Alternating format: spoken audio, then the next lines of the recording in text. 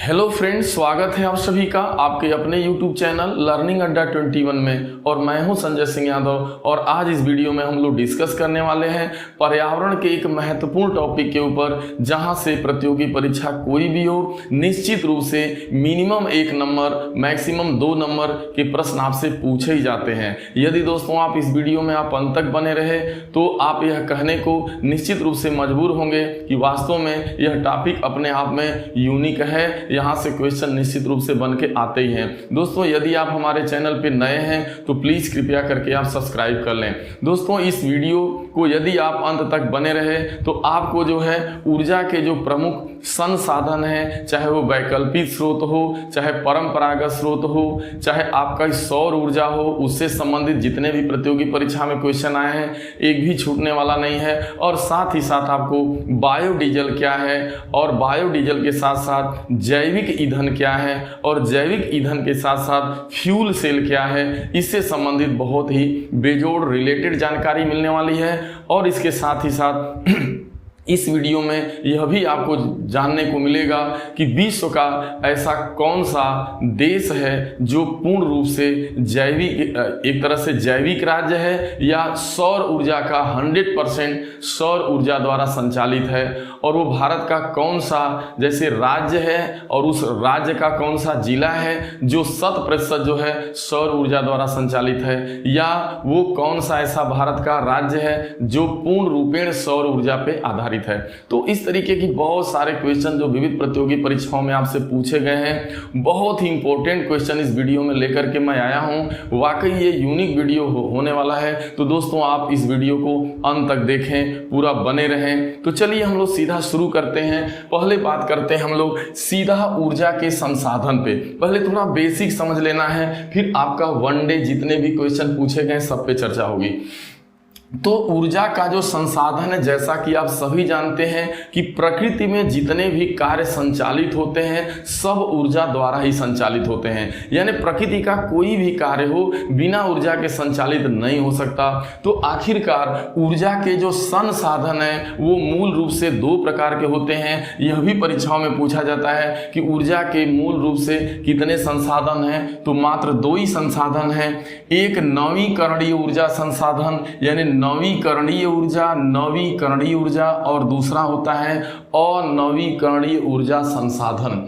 अब इसी जो है ना अनवीकरणीय ऊर्जा संसाधन को ही हम लोग कहते हैं परंपरागत स्रोत, यानी ऊर्जा का ऐसा स्रोत जो परंपराओं से चला आ रहा है। और इसी ऊर्जा का जो पहला पार्ट है जिसे नवीकरणीय ऊर्जा का स्रोत या संसाधन कहा जाता है, उसे ही हम लोग वैकल्पिक ऊर्जा का स्रोत कहते हैं। यानी जो विकल्प के रूप में आई, यानी जो परंपरागत के अलावा जो आपने विकल्प के रूप में ऊर्जा का जो भी संसाधन इस पूरे जो है आपने जो है प्रकृति में तलाशा, प्रकृति में खोजा, वो वैकल्पिक ऊर्जा का स्रोत या उसी ऊर्जा को स्रोत को वैकल्पिक ऊर्जा के स्रोत को भी कभी कभी गैर परंपरागत ऊर्जा का स्रोत भी कहा जाता है। तो आपको ये अच्छे से क्लियर होना चाहिए कि गैर परंपरागत ऊर्जा का स्रोत या वैकल्पिक ऊर्जा का स्रोत या नवीकरणीय ऊर्जा का स्रोत या संसाधन, ये तीनों बातें एक ही हैं, इनमें कोई अंतर नहीं है। और परंपरागत ऊर्जा का स्रोत कहा जाए या अनवीकरणीय ऊर्जा का स्रोत कहा जाए, तो ये आप ध्यान में रखना, यह जो परंपराओं से जो आपके यहाँ ईंधन के संसाधन थे, ऊर्जा के संसाधन थे, उसकी बात हो रही है। और ये नवीन ऊर्जा के संसाधन है, ठीक है। तो यहाँ से बहुत सारे प्रश्न बन के आते हैं, निम्न में कौन नवीकरणीय ऊर्जा है, निम्न में कौन जो है परंपरागत ऊर्जा का स्रोत है, सोअन। तो इसको बहुत अच्छे से कॉन्सेप्ट आपको समझ में आ गया कि भाई ऊर्जा के संसाधन 2 हैं, एक तो परंपरागत है और एक गैर परंपरागत।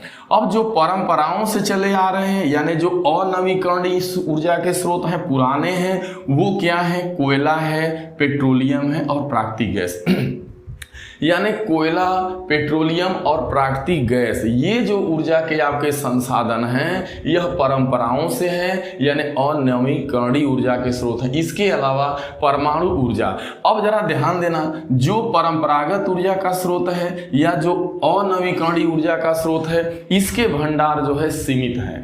जैसा कि आप देख पा रहे हैं या जानते हैं कि धारणी विकास का मतलब ही होता है कि ऊर्जा के संसाधनों का इस तरीके से सदुपयोग किया जाए कि भविष्य का भी उसमें ख्याल रखा जाए। वर्तमान के साथ साथ भविष्य का भी जो है, भविष्य को भी ध्यान में रखते हुए प्राकृतिक संसाधनों का उपयोग करना ही धारणी विकास है, सस्टेनेबल डेवलपमेंट है। तो कोयला, पेट्रोलियम, प्राकृतिक गैस, परमाणु ऊर्जा, इन सभी का सीमित भंडार है। परमाणु ऊर्जा का स्रोत यूरेनियम है। जैसा कि आपको पता है कि यूरेनियम हो, चाहे थोरियम हो, चाहे पोलोनियम हो, इसका प्रकृति में एक सीमित भंडार है, एक सीमित मात्रा। अगर बहुत ज्यादा यूज कर लिया गया तो एक दिन खत्म होने का चांस है। ये चीज खतरे में हो सकती है। तो जो आज के डेट में खतरा के रूप में है, जिसका खतरा महसूस किया जा रहा है, वो परंपरागत ऊर्जा के स्रोत का खतरा महसूस किया जा रहा है कि एक दिन ये समाप्त होने की इसकी संभावना है। अब बात करते हैं हम लोग गैर परंपरागत। तो जब यह एक दिन खत्म होने की इसकी संभावना है तो विकल्प के रूप में ऊर्जा के स्रोत को तलाशा गया।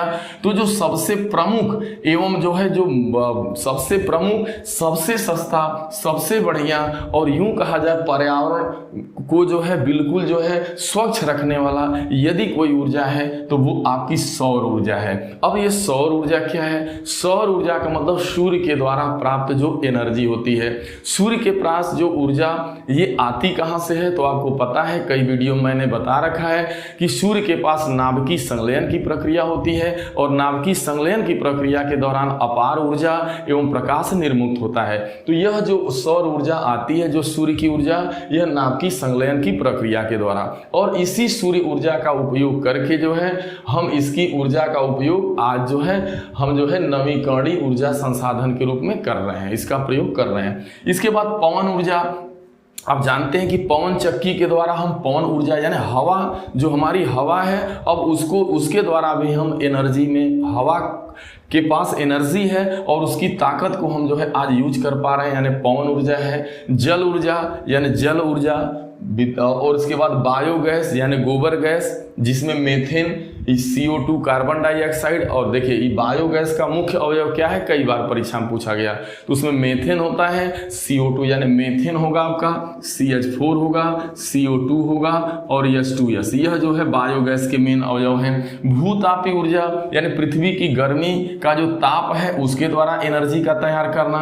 कचरे से बनने वाली ऊर्जा, वो ऊर्जा हो गई। और ज्वारी ऊर्जा, ये जो भी ऊर्जाएं आप देख रहे हैं, चाहे ज्वारी ऊर्जा, कचरे से उत्पादित ऊर्जा, भूतापी ऊर्जा, बायोगैस, जल विद्युत, पवन ऊर्जा, सौर ऊर्जा, ये जितनी एनर्जी आप देख रहे हैं यह विकल्प के रूप में तलाशी गई। ये नवीन स्रोत हैं ऊर्जा के, यानी गैर परंपरागत स्रोत हैं। तो कभी भी आए निम्न में कौन गैर परंपरागत स्रोत है, कौन परंपरागत ऊर्जा का स्रोत या संसाधन है, तो आपको अच्छे से पता होना चाहिए। अब चलिए इन सभी ऊर्जाओं से संबंधित जो रिलेटेड क्वेश्चन वनडे एग्जाम, चाहे वो आपका कोई भी एग्जाम हो, यदि आप मेरी इस वीडियो को पूरा देख लिए, एग्जाम कोई बैठो, सिविल सर्विसेज का बैठो, टेट दो आप, सुपर टेट दो आप, चाहे जो भी एग्जाम दो आप, सारे एग्जाम में यहाँ से एक भी क्वेश्चन इससे में बाहर जाने वाला नहीं है।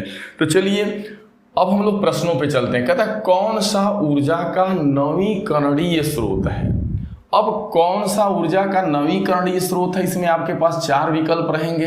कहता है जो नवीन स्रोत, आपको पता है ना, नवीन स्रोत, नया स्रोत। कह रहा है कोयला, नहीं भाई ये तो परंपराओं से है। नाभिकीय ऊर्जा, यह भी पुराना स्रोत है। पेट्रोल, यह भी पुराना स्रोत है। अगर कोई नवीकरणीय ऊर्जा का स्रोत है तो वो आपका सौर ऊर्जा है, सूर्य की ऊर्जा है। ठीक। कौन सा जीवाश्म ईंधन नहीं है? कौन सा जीवाश्म ईंधन नहीं है, ध्यान देना। यानी देखो कोयला की बात की जाए तो यह जीवाश्म ईंधन है। अब पहले ये समझना है कि जीवाश्म ईंधन होता क्या है।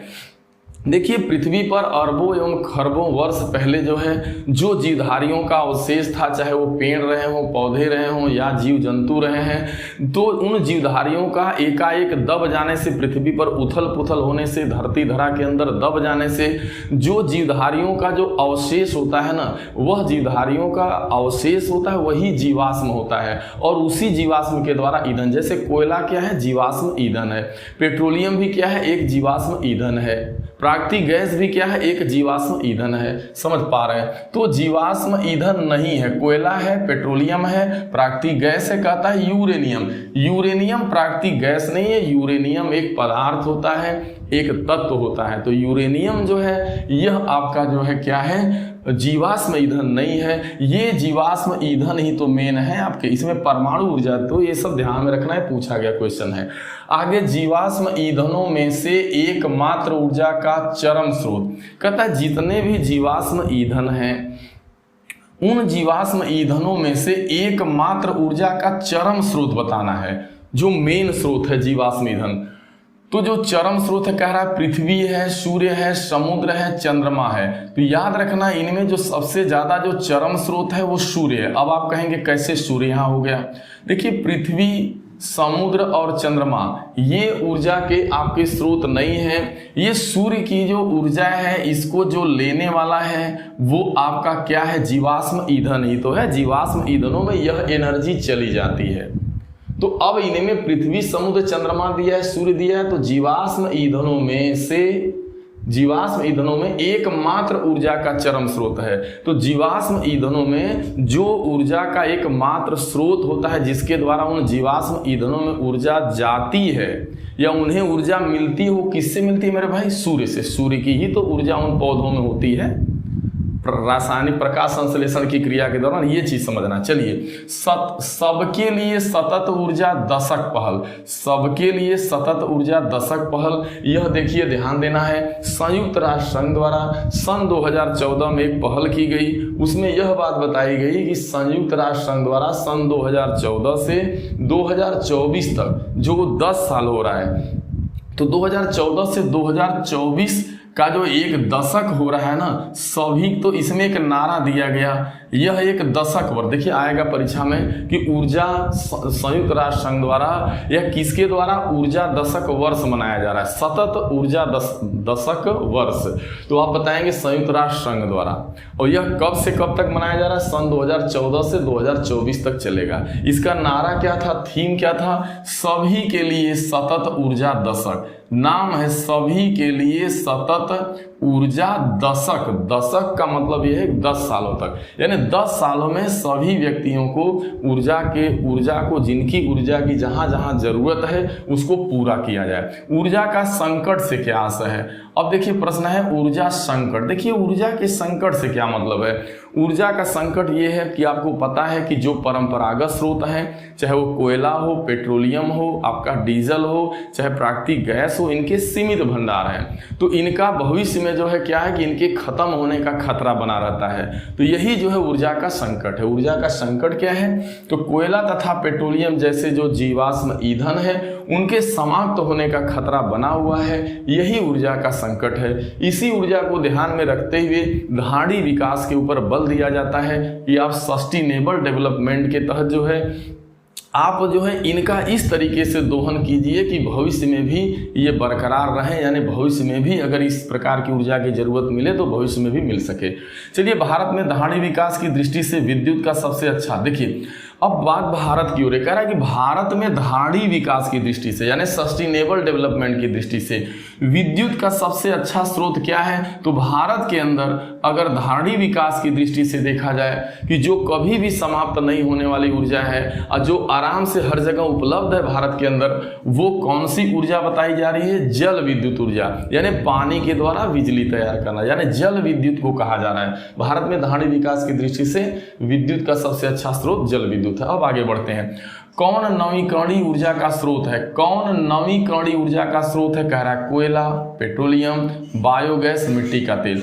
तो देखिए जो नवीकरणीय ऊर्जा का स्रोत है वो तो कोयला है नहीं, परंपरागत है, पेट्रोलियम भी परंपरागत है, मिट्टी का तेल भी परंपरागत है। लेकिन ये जो बायोमास है, बायोमास का मतलब जो जैविक ईंधन है, यानी जो जीवाश्म ईंधन, जैसे आपका गोबर गैस हो गया, तो ये आपने क्या किया, ऊर्जा का एक वैकल्पिक स्रोत तैयार किया, बायोमास। तो इसका सही जवाब होगा बायोमास। निम्न में कौन नवीकरणीय ऊर्जा का स्रोत है? ये चारों ऑप्शनों में आपका बायोमास होगा। आगे बढ़िए, छत्तीसगढ़ में ऊर्जा का मुख्य स्रोत क्या है?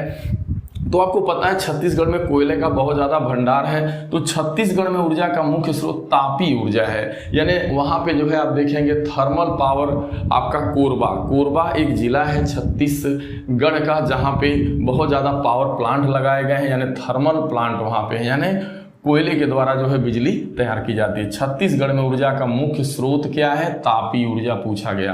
क्या बताएंगे? तापी ऊर्जा। कौन सी ऊर्जा सर्वोत्तम पर्यावरण के लिए अनुकूल है? आपको पता है कौन सी ऊर्जा है जो पर्यावरण के लिए सर्वोत्तम है, जो अनुकूल है, पर्यावरण को नुकसान नहीं पहुंचाती है कहीं से भी? तो वो आपकी सौर ऊर्जा पता है। भारत में नवीकरणीय स्रोतों में सौर शक्ति सर्वाधिक संभाव्यता वाला है। देखिए भारत के अंदर आएगा कि भारत के अंदर वो कौन सी नवीकरणीय ऊर्जा का स्रोत है जिसकी सर्वाधिक संभाव्यता है? तो भारत के अंदर सर्वाधिक संभाव्यता वाला नवीकरणीय स्रोत यदि ऊर्जा का कोई है तो वो आपका क्या है? वो आपका सौर ऊर्जा है। चलिए समझ पाए आप। अब आगे देखना, अंतर्राष्ट्रीय सौर गठबंधन, जरा ध्यान देना। एक जो है ना अंतर्राष्ट्रीय सौर गठबंधन किया गया, वो दो देशों के बीच किया गया, एक भारत और एक आपका फ्रांस के बीच।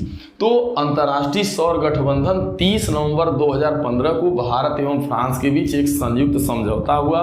किसके ऊपर हुआ? अंतर्राष्ट्रीय सौर गठबंधन, यानी सौर ऊर्जा से संबंधित दोनों देशों में गठबंधन हुआ। लेकिन अब एक चीज ध्यान देना आता है कि प्रथम शिखर सम्मेलन इसका कब हुआ? यानी अंतर्राष्ट्रीय सौर गठबंधन प्रथम अधिवेशन कब हुआ और किस देश में हुआ? तो जो पहला अधिवेशन होता है वो भारत में होता है, नई दिल्ली में होता है, और वो कब होता है? 11 मार्च 2018 को। जो दूसरा होने वाला था वो 2019 में होने वाला था फ्रांस में, जो कि बीत गया। तो याद रखना, अंतर्राष्ट्रीय सौर ऊर्जा गठबंधन का जो प्रथम अधिवेशन हुआ था वो भारत के अंदर ही हुआ था, नई दिल्ली के अंदर हुआ था। ये दो देशों का गठबंधन है, भारत एवं फ्रांस। चलिए, विश्व का प्रथम पूर्ण रूपेण सौर ऊर्जा संचालित अंतर्राष्ट्रीय हवाई पत्तन। यह क्वेश्चन बार बार पूछा गया है कि विश्व का प्रथम पूर्ण रूपेण सौर ऊर्जा, यानी पूरे विश्व की बात हो रही है, पूरे विश्व का ऐसा कौन सा हवाई पत्तन है जो पूर्ण रूपेण सौर ऊर्जा द्वारा संचालित होता है? अंतर्राष्ट्रीय हवाई पत्तन तो वो केरल का कोच्चि है। केरल राज्य का कोच्चि जो है हवाई पत्तन, केरल राज्य का कोच्चि हवाई जो पत्तन है ना, यह पूर्ण रूपेण जो है सौर ऊर्जा द्वारा संचालित होता है। यह विश्व का भी प्रथम है और भारत का प्रथम। अब अगला है 100% सौर ऊर्जा संचालित स्वास्थ्य केंद्र, यानी जो आपकी जो स्वास्थ्य केंद्र होता है, यानी कौन 100% सौर ऊर्जा संचालित स्वास्थ्य केंद्र वाला कौन सा जिला भारत का पहला जिला है? तो याद रखना, यानी वो आपका सूरत जिला है। सूरत जिले के अंदर जितनी भी CSCयाँ हैं, जितना भी प्राथमिक स्वास्थ्य तो जो केंद्र बना है वो सारे वहाँ के सूरत जिले के जो गुजरात राज्य का जो सूरत जिला है, जितने भी प्राथमिक स्वास्थ्य केंद्र हैं सभी के सभी जो है पूर्ण रूपेण सौर ऊर्जा द्वारा 100% संचालित है। तो याद रखना, सूरत जिला और राज्य गुजरात 100% सौर ऊर्जा संचालित केंद्र शासित राज्य। तो देखिए 100% सौर ऊर्जा द्वारा संचालित अगर कोई केंद्र शासित राज्य है तो वो दीव है। ध्यान देना, 26 मार्च 2018 को पूर्ण रूपेण यह जो है सौर ऊर्जा द्वारा संचालित, यहाँ सौर ऊर्जा से ही सारे काम होते हैं। और यह भारत का पहला स्मार्ट शहर भी है। या ये पूछा जाए कि भारत की वह पहली स्मार्ट सिटी कौन है जो 100% सौर ऊर्जा द्वारा संचालित होती है, तो वो दीव। या भारत का वो पहला कौन सा है आपका केंद्र शासित राज्य है जो 100% सौर ऊर्जा द्वारा संचालित है, तो आप दीव मारेंगे। चलिए आगे बढ़ते हैं। अब बात करते हैं बायोडीजल। देखिए बायोडीजल को पता है कि बायोडीजल भी एक ऊर्जा का बहुत बड़ा वैकल्पिक स्रोत है, एक नवीनकरणीय स्रोत है बायोडीजल। और बायोडीजल के द्वारा जो है ऊर्जा यानी डीजल इंजन चलाया जाता है, यानी इससे हम ऊर्जा प्राप्त करते हैं। और बायोडीजल, अब इसके बात होती है, इसमें हम लोग बात करेंगे बायोडीजल का जो स्रोत होता है वो एथेनॉल होता है। बायोडीजल के अंतर्गत क्या होता है, एथेनॉल होता है। और एथेनॉल क्या है, एक ऊर्जा का स्रोत है। इसके द्वारा जो है क्या होता है, हम जो है ऊर्जा तैयार करते हैं। बात समझ में आई?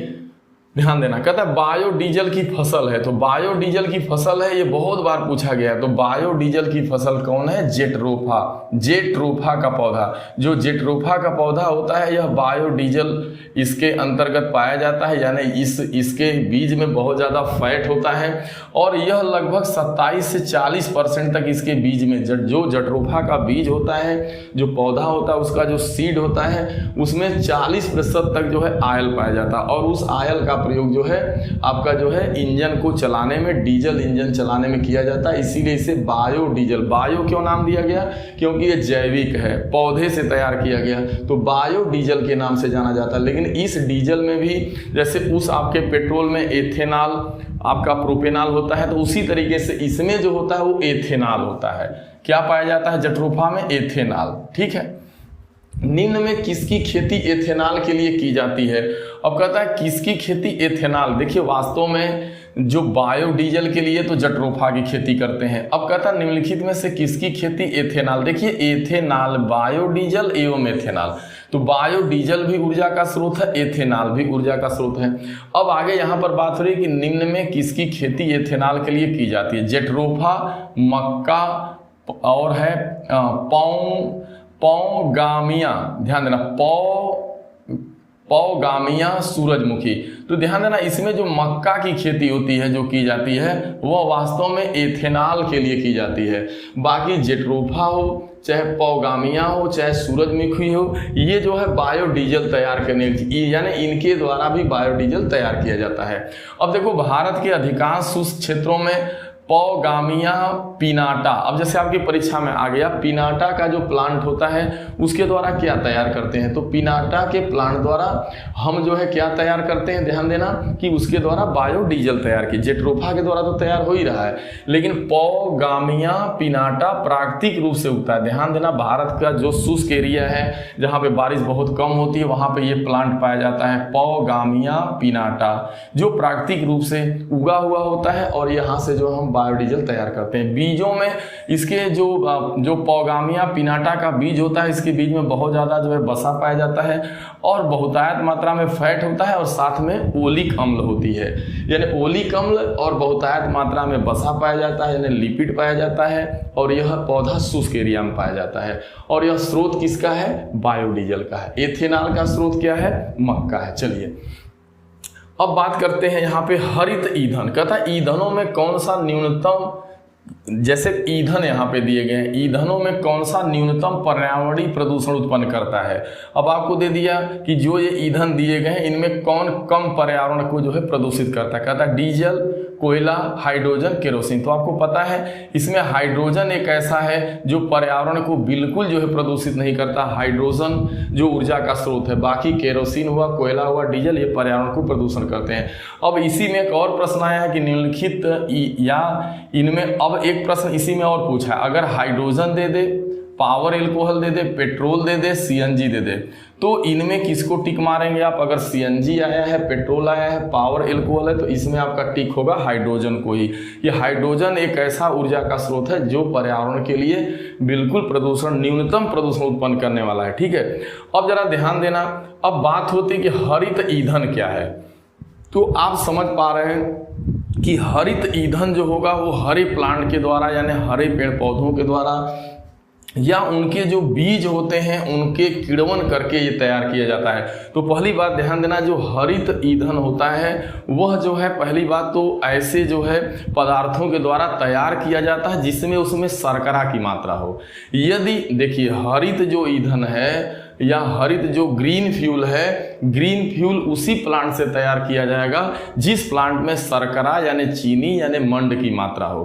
तो बात समझ पा रहे हैं, यानी जिसमें जिन जो है पौधों में ये शर्करा की मात्रा होगी, मीठापन होगा उसका किण्वन करते हैं। किण्वन करने के बाद एथेनॉल तैयार किया जाता है और वह जो एथेनॉल होता है वह ईंधन के रूप में प्रयुक्त होता है, फ्यूल के रूप में प्रयुक्त होता है, इसीलिए इसे हरित ईंधन कहा जाता है। तो आप समझ पाए होंगे कि हरित ईंधन का स्रोत शर्करामय पदार्थ। इसके अतिरिक्त देखिए ध्यान देना, एथेनॉल, पहली बात ध्यान दो, एथेनॉल एक प्रसिद्ध एल्कोहल है। इसका प्रयोग हरित ईंधन के रूप में किया जाता है, यानी एथेनॉल का प्रयोग हरित ईंधन के रूप में किया जाता है। एथेनॉल किसी शक्करमय, अब जो एथेनॉल मिलेगा कहाँ से, किसी शक्करमय पदार्थ से मिलेगा या स्टार्चमय पदार्थ से प्राप्त किया जाता है।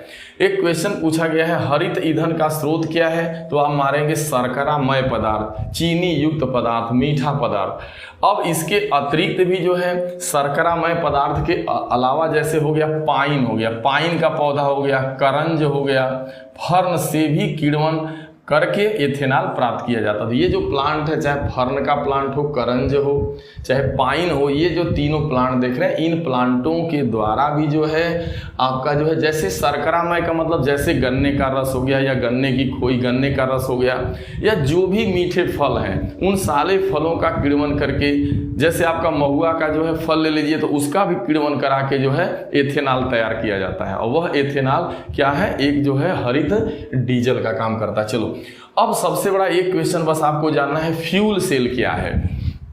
तो देखिए फ्यूल सेल एक रासायनिक अभिक्रिया के, देखिए फ्यूल सेल में क्या होता है कि एक रासायनिक अभिक्रिया के माध्यम से जो हाइड्रोजन गैस होती है उसकी जो अभिक्रिया होती है, उसकी जो रासायनिक क्रिया होती है, वो जैसे हाइड्रोजन जो गैस है वह ऑक्सीजन के साथ क्रिया करके क्या बना देता है, पानी बनाता है। जरा ध्यान देना, कहता है फ्यूल सेल एक रासायनिक अभिक्रिया के माध्यम से विद्युत का उत्पादन होता है। यानी फ्यूल सेल में क्या होगा, एक रासायनिक अभिक्रिया के माध्यम से विद्युत का उत्पादन होता है, यानी बिजली तैयार की जाती है। लेकिन होती कौन क्रिया है, रासायनिक क्रिया। फ्यूल सेल में किण्वन नहीं होता, फ्यूल सेल में रासायनिक क्रिया होती है, ये चीज समझना है। और ना ही दहन के माध्यम से फ्यूल, देखिए फ्यूल सेल में दहन नहीं होता, जैसे पेट्रोल में दहन करेंगे तभी ऊर्जा मिलेगी, यहाँ दहन करने से ऊर्जा नहीं मिलती है, यहाँ रासायनिक अभिक्रिया के माध्यम से बिजली तैयार होती है, यानी विद्युत ऊर्जा प्राप्त होती है। फ्यूल सेल में हाइड्रोजन समृद्ध ईंधन ऑक्सीजन से विद्युत रासायनिक रूप से संयोग करके विद्युत धारा, उष्मा एवं जल का उत्पादन करता है। यानी जो हाइड्रोजन जो समृद्ध ईंधन होता है वह जैसे ही ऑक्सीजन से क्रिया करता है, ऑक्सीजन से विद्युत रासायनिक रूप से संयोग करता है, ऑक्सीजन के साथ विद्युत रासायनिक रूप से संयोग करता है, तो विद्युत धारा भी बनती है, उष्मा भी बनती है, जल का भी उत्पादन होता है। और एक चीज ध्यान देना, फ्यूल सेल के द्वारा एसी करंट नहीं प्राप्त होता है, डीसी करंट प्राप्त होता है, पहली बात। और इसका प्रयोग जितने स्मार्टफोन है, लैपटॉप है, कंप्यूटर आदि में किया जाता है।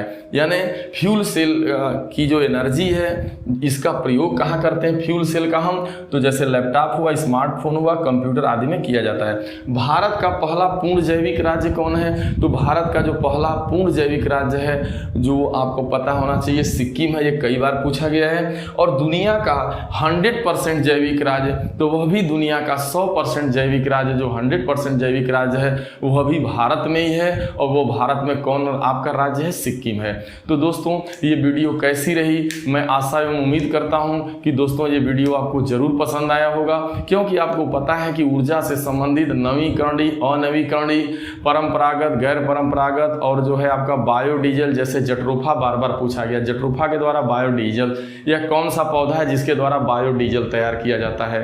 या आपको एक नया नाम मैंने दिया पिनाटा, आपका जो है पिनाटा के भी प्लांट के द्वारा जो है आपका इथेनॉल, यानी यह भी एक तरह से देखा जाए तो यहाँ से भी बायोडीजल तैयार किया जाता है। बाकी हरित ईंधन क्या है, तो बहुत सारी जानकारी आपको इस वीडियो में जो है मिली। और आप देखिए बहुत सारे दोस्तों का कंप्लेन रहता है कि आप ब्लैक बोर्ड पे जो चीज़ लिखी जाती है वो दिखती नहीं है। दोस्तों ये करीब करीब मैं प्रयास करता हूँ, ये मेरी मास्टर वीडियो होती है, आप जब भी जो है वीडियो को देखें तो आप अपने साथ जो है पेपर और जो है पेन का जरूर प्रयोग करें। जितने भी प्रश्न हैं पेपर आप सुनते जाएँ और नोट बनाते जाएँ, तभी सार्थक हो पाएगा। बाकी जो है दोस्तों ये वीडियो कैसा लगा, यदि अच्छा लगा तो इसे ज़्यादा से ज़्यादा लोगों में आप शेयर करें। और यदि आप हमारे चैनल पर नए हैं तो प्लीज़ कृपया करके सब्सक्राइब करें, ताकि हमारा मनोबल बढ़ा रहे और हम आपके लिए कुछ ऐसे यूनिक वीडियो आपके बीच लाता रहूं। दोस्तों हमारा वीडियो देखने के लिए दिल की अनंत गहराइयों से आप सभी का मैं हार्दिक स्वागत करता हूं।